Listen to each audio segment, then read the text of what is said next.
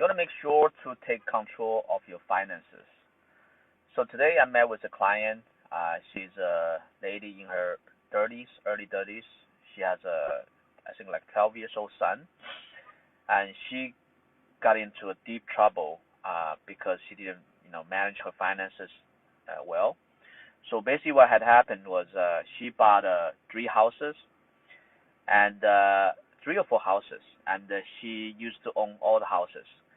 And a couple of years ago, she got a boyfriend, and she and her boyfriend was getting ready to get married.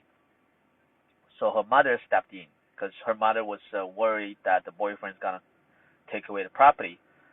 So she made this client to sign over. She tricked her into signing some type of paperwork and telling her it's some type of mortgage paperwork, but actually it's the paperwork to turn over the deed for the house. So her mother got a control of the house, and the house was a 2 unit, and they were getting tenant, but the tenant hasn't been paying for the rent.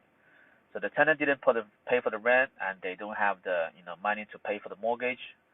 So now it all started like a couple months ago. So the bank started the foreclosure process.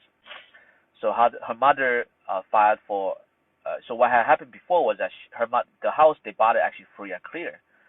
So her mother actually refinanced and got out $400,000.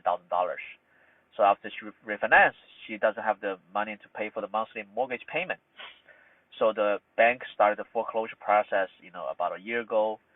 So her mother tried to, file for bankruptcy twice to stop the foreclosure process, and didn't work. So now they only have like a 5 days or 3 days, minus the weekend, only like 2 or 3 days before the bank's gonna auction the property.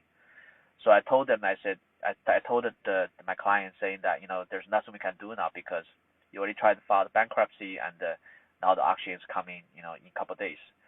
So I said, so I told her, because she's a little bit younger than me. She's like in her 30s. I'm already 45. So I told her I had a similar situation before. Before I was getting married, my father he tried to tell me to put the home under his name. I refused. So I was telling her, you're a grown woman, you have kids, you're responsible for your own finances. You shouldn't, delegate the financial management to anybody else, even your mother. Not to mention your mother is not, not qualified to do that. So the moral of the story is manage your finance well. When you get a situation with your parents or family member, try to stay away from this kind of conflict.